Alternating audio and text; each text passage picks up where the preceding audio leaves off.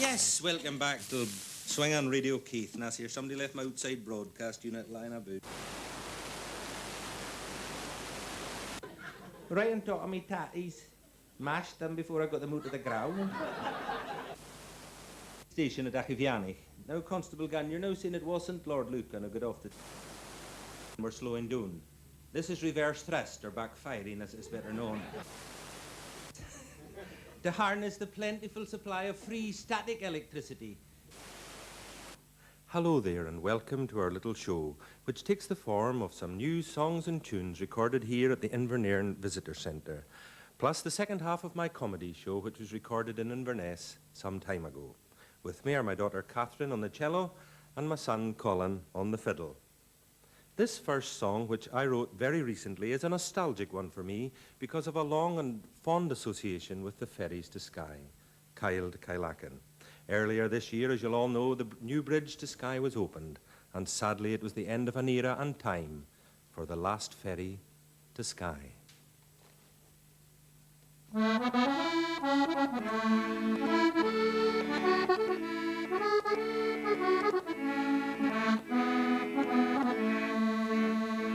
Come and sail with me, lassie, it's the last ferry to Skye, and hold my hand tightly, let the memories fly. How we'd meet by the pier and watch the boats ply, now sadly no more, it's the last ferry to Skye.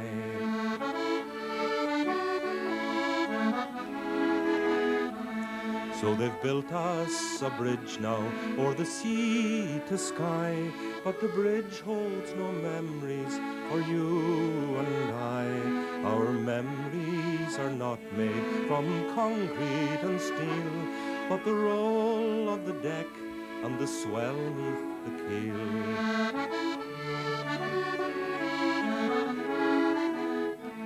Come and sail with me, lassie, it's the last ferry to Skye, and hold my hand tightly, let the memories fly. How we'd meet by the pier and watch the boats ply, now sadly no more, it's the last ferry to Skye.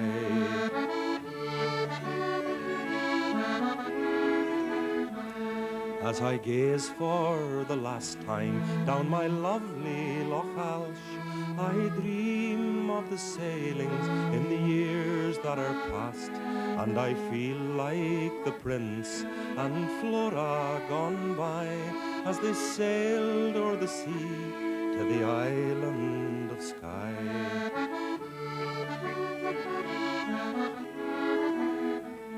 Come and sail with me, lassie, it's the last ferry to Skye, and hold my hand tightly, let the memories fly.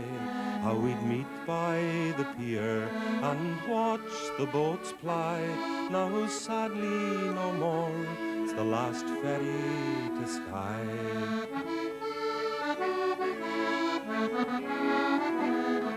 Yes, sadly no more, it's the last ferry to Skye.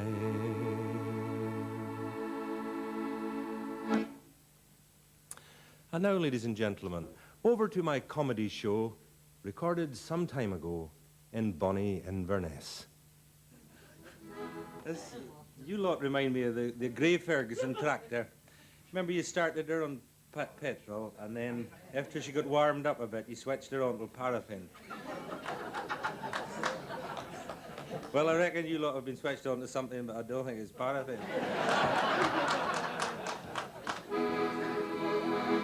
Yes, welcome back to the Radio Keith. So now it's time for the week's semi-good cause appeal. This is where your local radio network gives some free airtime to a worthy local charity. Now, this week we have an outside broadcast unit at the Dundramman Hotel, Balnabearfeet, Wester Ross. Somewhere in the wilds of Wester Ross over there. Where are we? Oh, way over there somewhere in the wilds of Wester Ross. So let's get away with the outside broadcast unit.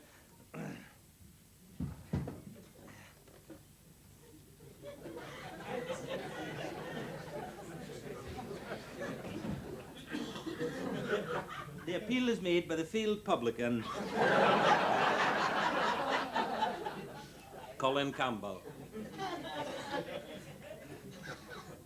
Good evening. I am appealing to you tonight on behalf of the Scottish Distressed Publicans, or SDP for short. This is not to be confused with a political party, although I believe they're pretty distressed as well. In a time of recession in a very rural and remote area like mine, the pubs and hotels are amongst the first to suffer. Our crofters, shepherds and gamekeepers, even the wealthy in our community like the bobby and the minister, have very little money to spend, and I've been losing money every day for several years, although I've tried every trick in the trade to try and make a profit. With a smile, a hail fellow well met, and a wee bit of sleight of hand, I can now take 45 nips out of a standard bottle of whiskey.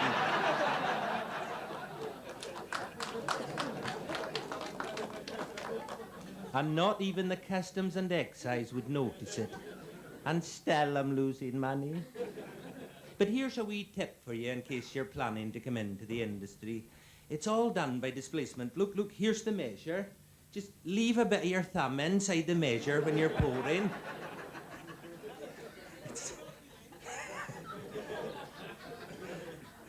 It's no very hygienic, but very effective, and the whiskey will kill most of the bacteria anyway. Using North Sea gas connected directly to my beer kegs, I can now serve a pint that is mostly froth, but is more hallucinogenic than the real thing. And still I'm losing money. After a wee bit of mechanical alteration to the family planning machine in the gents' toilet, it now fires the coins through... It now fires the coins through a hole in the wall at the back of the machine, down a series of chutes and into a bag in reception. And you know this, listeners, 95% of my customers, bless them, are still too charming and shy to admit they never got a packet.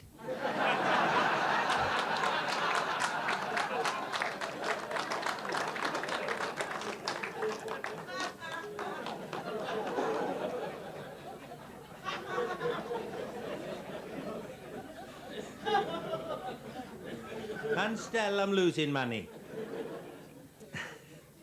But you know, in the midst of my financial troubles, this is a great source of amusement to me, to see them coming out of the gents, faces all red with frustration, knuckles bruised from hammering the machine. They'll gaze across at the object of their desire waiting for them in the lounge, and sometimes, you know, overcome with emotion,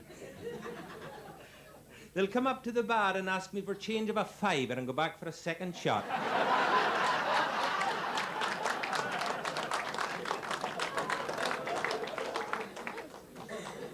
And still I'm losing money. In the old days, when the bar meals were going good in the summer, I used to be able to give our local salmon suppliers, our poaching brothers, Willie and Hughie McPhee, a decent rate of exchange. Now, to illustrate to you how bad this recession really is, in 1979, the rate of exchange at my hotel here for Hughie and Willie was 2 salmon to the half bottle. This year, 1992, we're down to 2 salmon to a nip and a bag of cheese and onion. And still I'm losing money. The summer bed and breakfast is equally depressed. Last summer, with my creditors, the brewery, the bank, and the cash and carry all chasing me. In a fit of sheer desperation to try and drum up some extra business, I asked our breakfast waitress, the wife's mother, Morag, if she'd go topless for a fortnight. Well, she was a bit reticent at first, her being 79.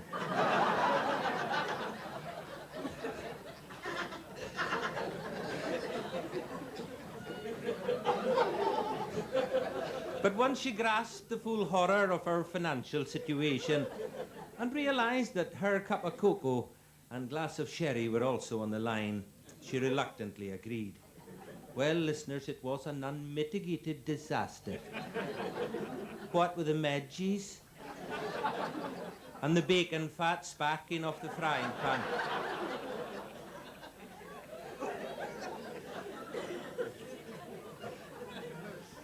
Then came the fateful morning. She came into the dining room carrying 2 plates of porridge. And a big Italian tourist tried to help himself to extra milk.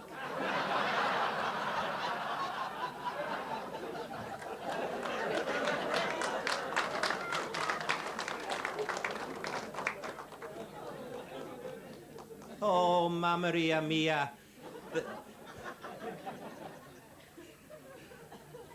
The tricks one has to pull to stay in business these days, it's dreadful.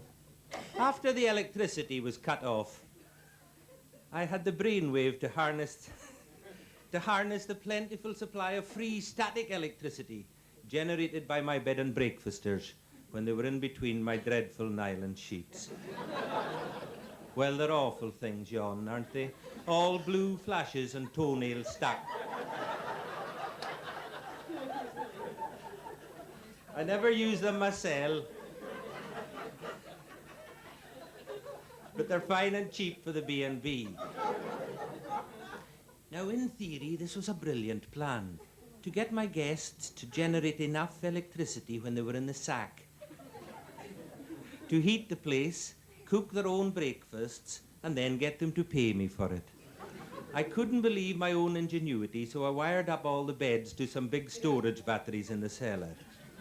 In practice, however, things were very different. The trouble was the voltage varied so much. Depending who we had in overnight, and bearing in mind that before any electricity could be generated, whoever was in the bed had first to thrash about a bit. Well, the first night we tried it, we had in a bus load of Highland Regional councillors on their annual outing. Well, I was up all night peering at my voltage meter. But hardly a flicker,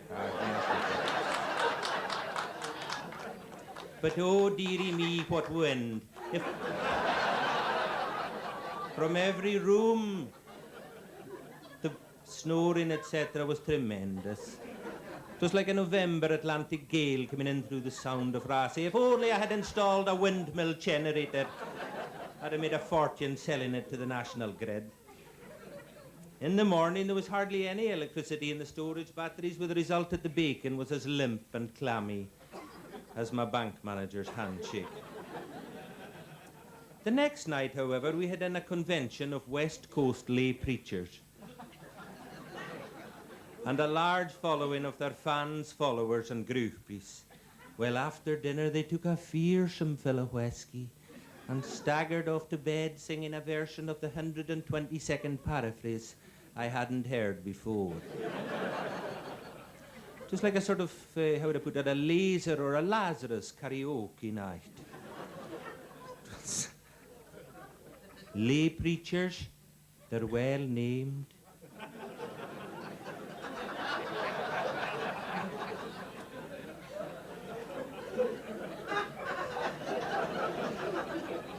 I smiled to myself as I watched the needle flickering wildly about. I stopped smiling when the electric light bulbs began to explode. The needle went into the red. The meter itself became white hot. I realized if I couldn't stop them, my big storage batteries would overload and explode.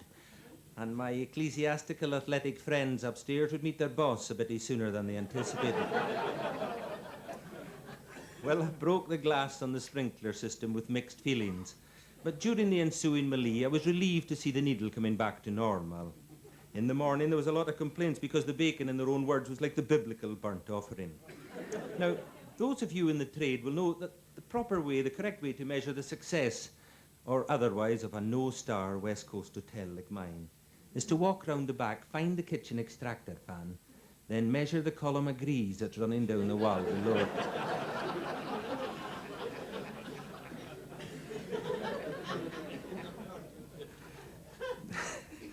From this, you should be able to deduct how often his deep-fat fryers have been working, and from this, how many bar suppers and lunches he's doing.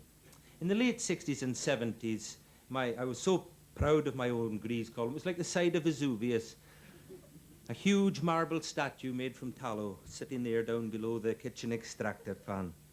Now, with all this fat flying about, there was a big saving in maintenance cost. My extractor fan never needed lubricating. So here we are now in the depths of recession with no customers, the deep fat fryers hardly ever on. The ball bearings in my extractor fan screaming for lack of grease. My glorious tallow statue has been worn away by the sun, the wind and the rain and the odd drunk bouncing off it. So that all that's left is a greasy stain on the wall, a sad reminder of former glories. Now, finally, in a last-ditch attempt to save my business, I did a very, very, very keen price for the daily afternoon teas for the Blue Rinse Bus Company of Aberdeen. Well, you know how the Aberdonians like everything shaved to the financial bone. It was a financial fiasco. They came off the buses like vultures, ate everything in sight, asked for more, complained about the depth of spam on the sandwiches, regularly choked the toilets and left. After they had gone, there was always something missing. I had long since stopped trying to keep postcards. Then my lovely big whirling postcard stand went, and for the life of me, I couldn't think what anybody would do with an empty wire mesh postcard stand. I heard later from one of the drivers it was being used in a housing scheme in Torry to keep a budgie named Colin. Well, I suppose it's nice to be remembered. Well, listeners, by the time the receiver got here, there was very little left to receive. 2 sets of darts, one with some feathers, and 5 years back copies of the Licensed Trade News, already cut into handy 6-inch squares.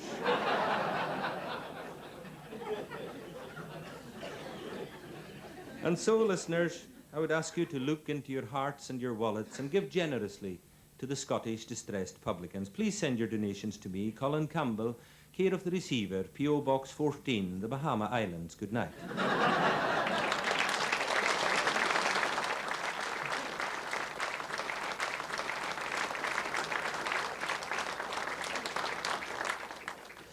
And now here's young Colin, wee Colin as we call him, accompanied by Catherine with 2 tunes he's written by himself.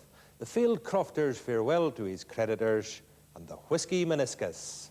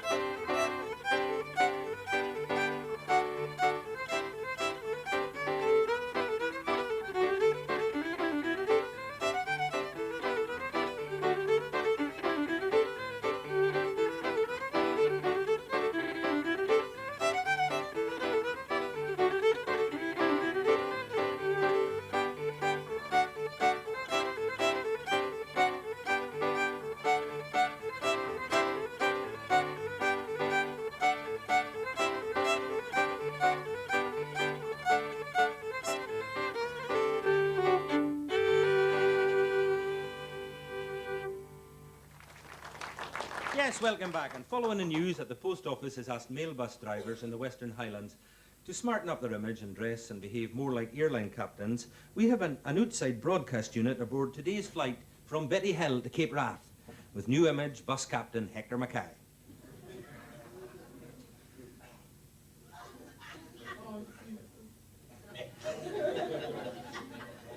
Oh, good morning, and welcome aboard this 1975 bedboard mail bus for our journey from Betty Hill to Cape Wrath.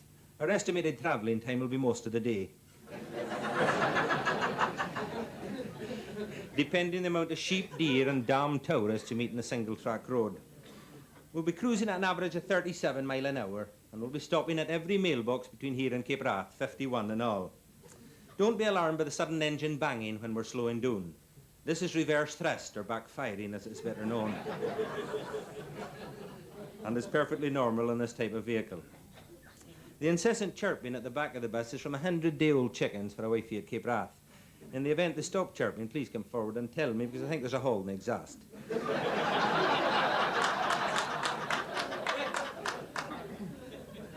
And now the safety procedures. In the event of the brakes failing, the first early warning you'll get will be me swearing in the Gaelic, so as not to offend you. I will then jump out and I advise you to do the same. I keep the door well greased for your convenience. Don't take any luggage and try and aim for a peat bog, they're fine and soft. Now, your stewardess today is Merdina. She is bilingual, and she'll be asking for your fare in both English and Gaelic. She actually comes from Cowdenbeath, but with all these grants available at the moment to learn the language, they're here from all the earths. She'll be serving traditional Highland food en route. Today's menu, mailbus mutton broth, followed by cold braxy mutton. After the meal, we have an on-board slideshow for your entertainment. Today's show is by kindly permission of Cooper's Sheep Dip. And it's the very exciting life cycle of the hill sheep maggot.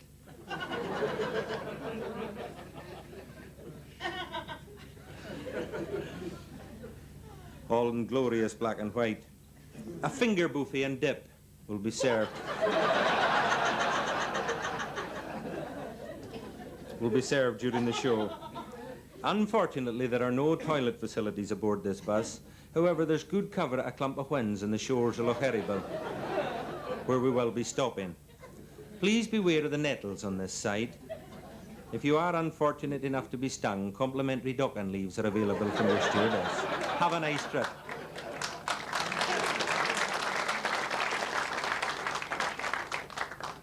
Yes, welcome back to Swing on Radio Keith. Now, here, somebody left my outside broadcast unit lying about there.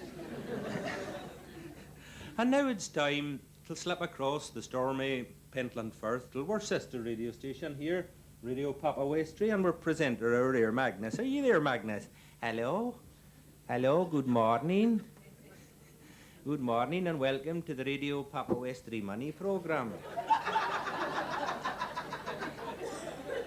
This is where we answer our listeners' letters on money problems. Now, I have a letter here for a local crofter fisherman who's in a lot of trouble with the Inland Revenue, but I think I'll read the letter to you in its entirety so you can fully understand this man's predicament. It says, Dear Magnus's Money Programme, I'm a poor crofter lobster fisherman for the north end of the island, and a mere sober, God-fearing citizen, never took a few glasses of the Highland Park malt.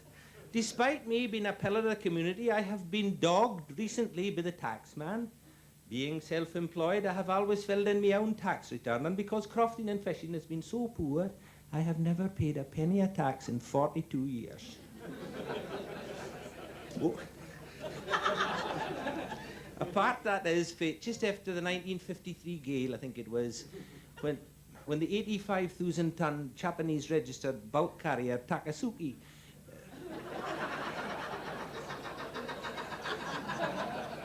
ran aground on me croft. Well, as soon as I clapped eyes on her, I thought, salvage. And indeed, I got a salvage line aboard her, no bother. It was actually me washing line. Well, she was in me garden, right on top of me tatties, mashed them before I got them out of the ground. But she was some sight, towering up in me croft, tethered to me clothes pole, me long chawn still draped across her bow. Anyway, I claimed salvage, and before you could blink, some clown went and phoned the press. I thought I was made for life, but doon came the press in the form of a reporter for the Mid-Orkney Dredger and Ditcher. And There was photos in a story, so I was forced to declare me Takasuki to the taxman, and he took a hell of a lot more than a Suki.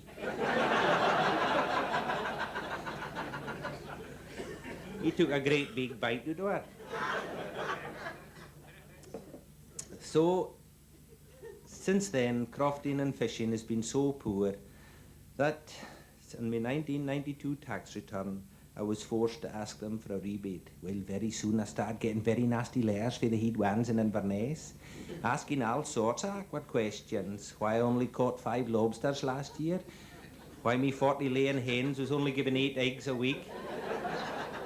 Why me milking cow was permanently dry?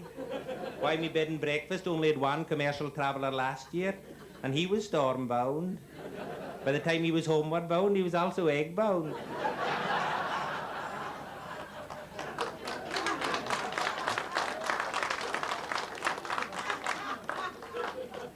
Will they ordered me to get a proper chartered accountant to sort out me books? Will I sent them to a CA in Kirkwall?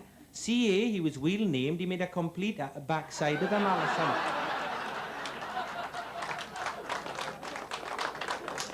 So then...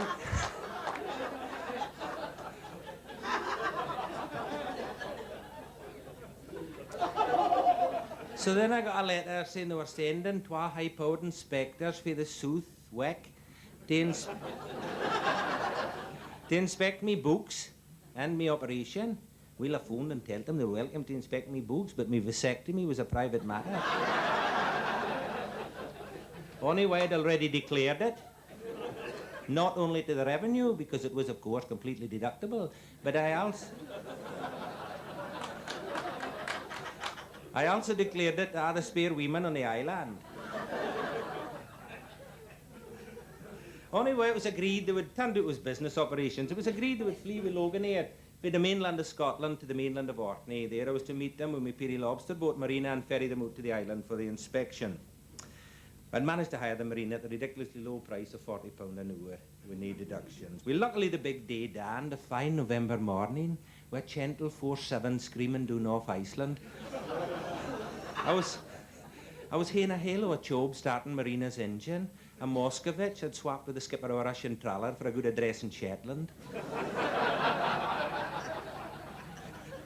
I found the Moscovich very difficult to tune to the unleaded. I was swapping at the Flotta Isle terminal for fresh eggs and butter. But the crossing to the mainland was a bit lumpy, but sure enough, 2 white-faced men in suits was huddled against the breakwater. Luckily, I had plenty extra oilskins with me, courtesy of the oil industry. I have a source of homemade whisky the rigmen are very partial to when they come ashore to me B&B. Hey, well, introduce myself, tell them about the fault of Marina's engine, and off we set into the teeth of the gale. Well, after a while, they got awful sick, so I decided to take a 5-mile detour so they could inspect me pots. Well, when we come alongside, Marina was fairly standing on her beam ends, only 2 crabs in me pots, but 1 was pretty big. I tell them this was better than average. The wind was increasing, so I decided to run for home. By this time, the revenue was flat out in the bottom of the boat, half covered with water. I shouted to be in the wind, you'll need to get up and bail. The younger and cheekier one shouted back, you haven't been charged yet.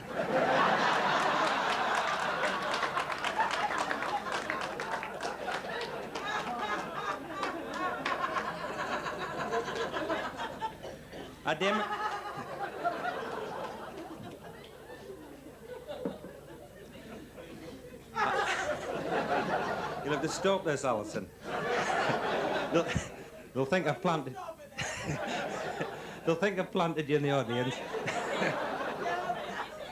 No, darling, it's okay. You keep on. I demonstrated with a pail. And they soon got the idea. It was then the engine packed in. You'll need to row. I said, well, they were rowing away fine when suddenly the younger one let out an awful yell and stood bolt upright to reveal the big crab fastened in about his groin somewhere. Well, I'd an awful job trying to prise his claws open with a starting handle off of the Moscovich. Finally, we made it to me slipway, where me new bidey inn, also called Marina, and as I pointed out, very bonny and very tax-deductible, helped the revenue to the croft, where she dried them off and applied some of me home-made seal oil ointment. to the revenue who had the attack of the crabs. Then she offered them dinner, boiled crabs, but the brown meat was our muckle for them, and we had to let them out to the lee of the gale of the byre for a while. By this time, although weakened, they were not in good humour, and they demanded to see me hens. Well, the head man was feeling in a nest below a hen to see how many taxable eggs was there when a big rat ran up his sleeve. When it got to his oxter, he cavorted about and made a halo of racket, and he frightened me hens, and he's put them off the lay for a fortnight. Knew me cholesterol levels too low. I've absolutely no energy. My vasectomy is a waste of money.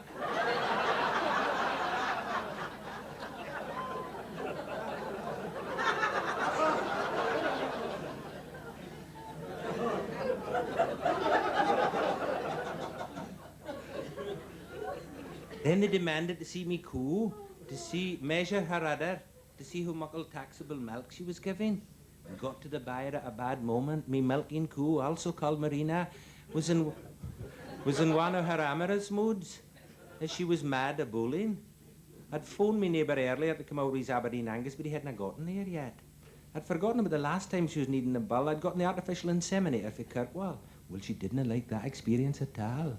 No, much preferring the natural job. Well,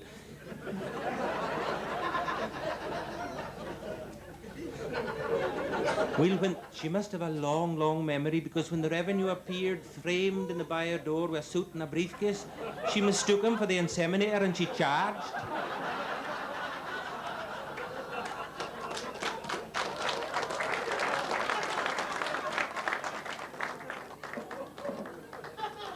Well, to cut a long story short, they went home in the air ambulance. But no permanent damage, and I sent them a get well card. Well, when the bull finally got there, Marina Miku was so upset she attacked him too.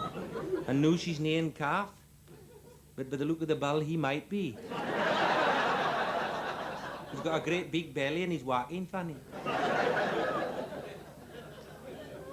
So my financial questions are three. One, can I sue the revenue for putting me hens off the lea? Two, can they be held liable for me coo no being in calf? And three, is the get well card deductible?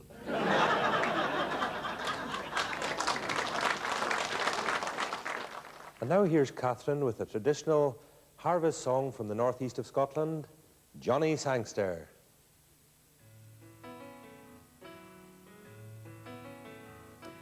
Oh, the seasons o' the year when women work the saddest. The harvest is the only time, and yet it is the rarest. Rise a scene at morning, like nae creatures can be blithered.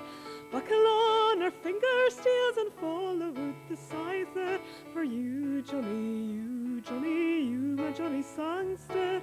I'll trim the gave low my sheaf for year, my gallant banster. A morning piece to line her cheek afore the twig afforded. We glued so blue tobacco reek, we set them out in order. Sheaves are rising thick and fast, and Johnny him unbind them. Busy group for fear they stick, and scarcely look behind them. For you, Johnny, you, my Johnny Sangster. I'll trim the gave low my sheaf for year, my gallant banster. I'll gie ye bands that when I slip, I'll pleat them, wheel and throw them. I'm sure they win a time the grip, whoever will ye draw them. Lay my leg out o'er the sheet and draw the band sae handy. Ilka stray has strokes a rash, and that'll be the dandy. For you, Johnny, you, my Johnny Sangster. I'll trim the gave low my sheaf for year, my gallant banster. If there a chance to be your lot to get a gallant banster, guard him wear a gentle coat and bring him gowd and handfast. Johnny, he can please himself, I wouldna wish him blink it. After he has brewed his ale, he can sit down and drink it. For you, Johnny, you, my Johnny Sangster. I'll trim the gave low my sheaf for ye're my gallant banster.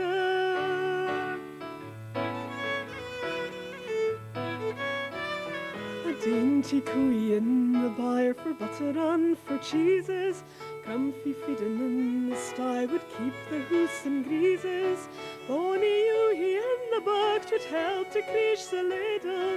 We'll get tufts o' canny wool what help to feek the cradle. For you, Johnny, you my jolly songster, I'll trim the gable o' my sheaf for ye're my gallant banster.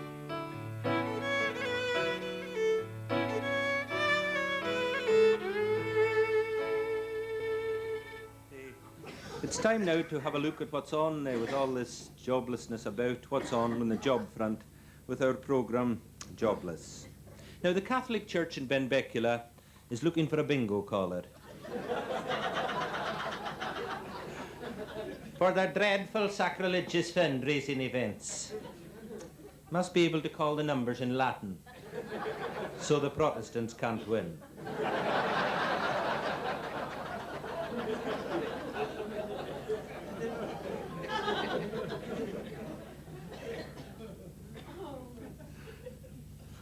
A ladies' fashion manager is wanted for a mobile boutique in Benbecula. Must have an up-to-the-minute knowledge of the latest international fashions in London, Paris, New York and Barra, and have a heavy goods vehicle license. A social worker is wanted for St Kilda.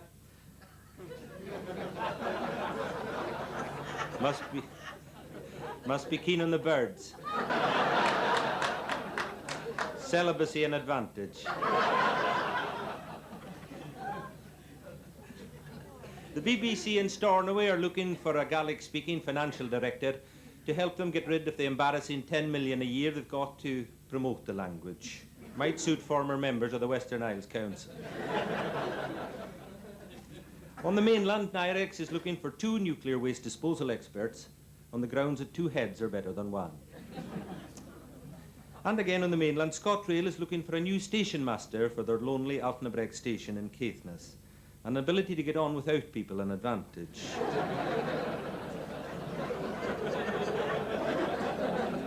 Last year's passenger figures, 1 toff. This was later...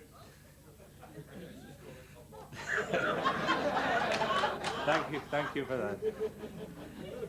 This was later reported by the last station master to be Lord Lucan. However, this has since been denied by Caithness Police. Now, on the other end of the line here, I should have Constable Will Gunn from the police station at Achiviani. Now, Constable Gunn, you're now saying it wasn't Lord Lucan who got off the train at Altnabreg. Well, yes and no. You see, last station master was a bit confused. I suppose after waiting for 35 years for some child to get off a train, when somebody did finally get off, it was too much for him. Anyway, when I investigated, it was in fact a lord that got off a train at Altnabreg, apparently up here till by Altnabreg estate. But, and this is what confused the last station master, according to the lord, he was chased Luca.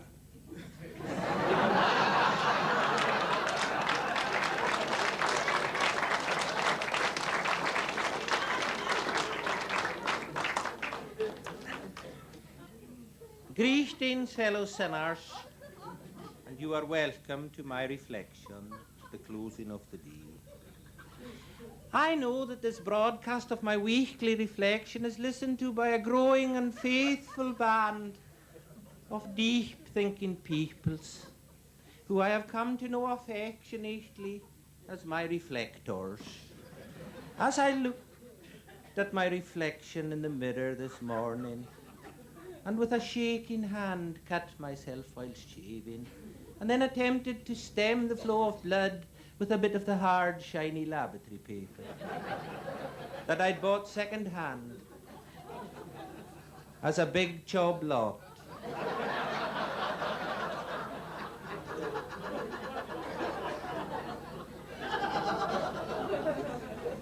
When the salmon farm went into liquidation. I think I'll break off there and tell you from my reflection and tell you why it is I've sadly got a shaking hand.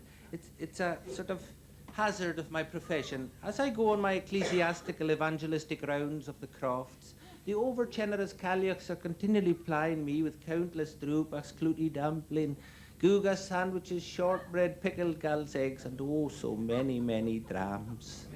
Oh, so many. And oh, now to refuse hospitality in the islands is regarded as an insult, so that over the years I have been forced to martyr my digestion, my liver, and occasions my sense of balance. To the cause. To get back to my reflection, as the blood flowed from the deep gash, it made me think of the deeper meaning of my reflection, and I asked myself the question, can I have a reflection without a reflector? Or a reflector without a reflection? This matter came very much to mind recently when I was driving my Morris 1000 away from the widow McLennan's croft very late one night, after performing some pleasant pastoral duties, when I was stopped by Constable McKinnon, who said that my reflectors was dirty. I misunderstood him, thinking he was referring to my broadcasts, and in a fit of ecclesiastical pique and temper, I drove the Morris over his feet. And my case comes up next week, but I intend to defend myself on the grounds that his feet are very big and half fill the single track road. Those of you who have heard my reflections before will know that I draw my reflections from my wide and varied experience as a lay preacher here in the islands. And so it is that I draw tonight's reflection from my work as an industrial chaplain to our local knacker's yard. When I was down at the knackery the other day ministering to the spiritual needs of the workers, and I had a dram as well, and as I watched the men at work boiling up the offal, I got to thinking, isn't life like a metaphorical tin of glue? With all you sinners out there, Hamish,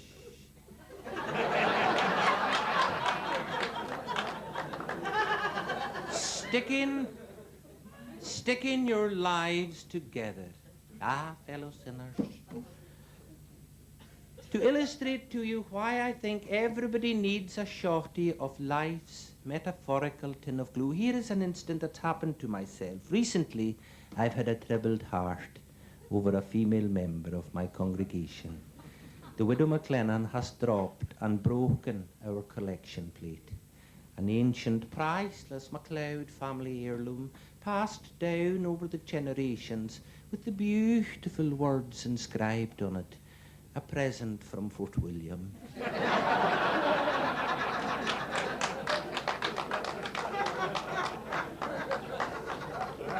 Well, I'm afraid, being only human, I lost my temper, and I verbally chastised the lady severely.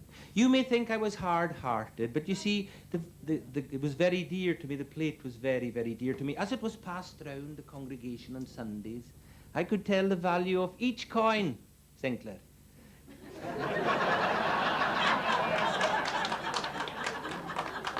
By the sound it made when it hit the plate. And so I knew my wages for the week before the beadle, Donny Munro, could get his greedy little hands on it.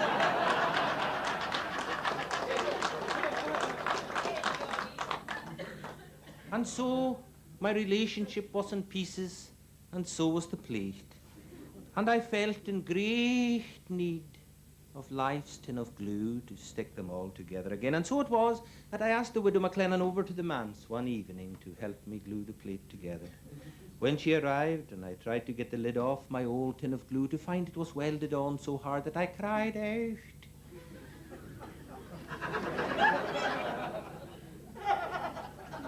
And cursed life's tin of glue for being so difficult to get to. When I finally cut it off with my mini angel grinder, and the lady and I began the task of gluing the plate together, a very warm feeling came over us both. I began to see a vision of a beautiful garden with an apple tree in it. And I saw the widow MacLennan reach out and pick the apple. Then sadly the vision got a bit steamed up.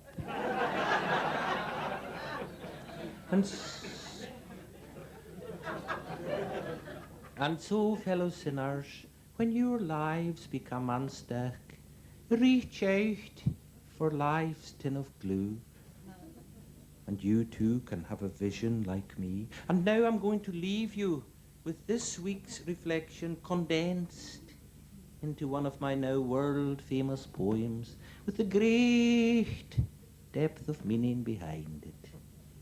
If someone drops your precious plate of life, don't let your hearts be filled with strife. Glue them together, each little piece with pride. Then, like me, you'll get a little piece on the side.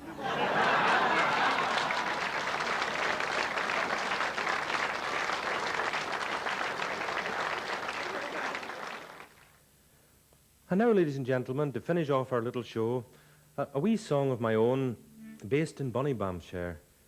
The title is Farewell, Altmore.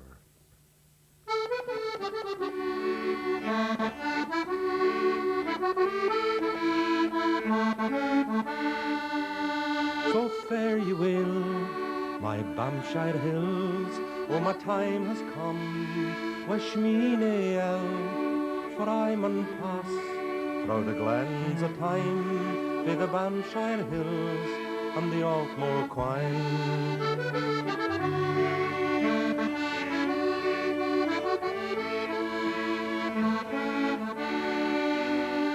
The north wind blaws, Dunfabe and Rinnis, saying, oh, all my lads, this is the finish. Do now the Dramlachs, you'll mak your way. This is the time to say goodbye. So fare ye well, my Bampshire hills, oh, my time has come. Wish me nae ill, for I mun pass through the glens of time, to the Bampshire hills and the Altmore Quine.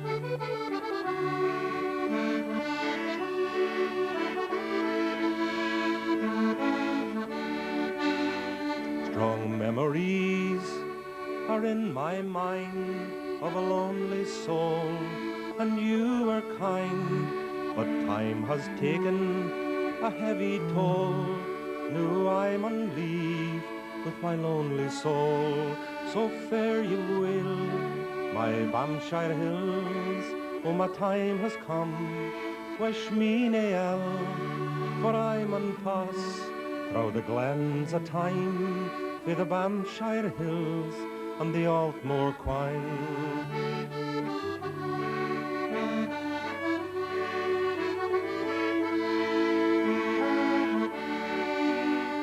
On the Bampshire hills in future years, oh, the wind will sing the song of tears, and far above the glens of time I'll meet again with the Altmore Quine. So fare ye well, my Bampshire hills, oh, my time has come. Wish me nae ill, for I mun pass through the glens of time, to the Bampshire hills and the Altmore Quine.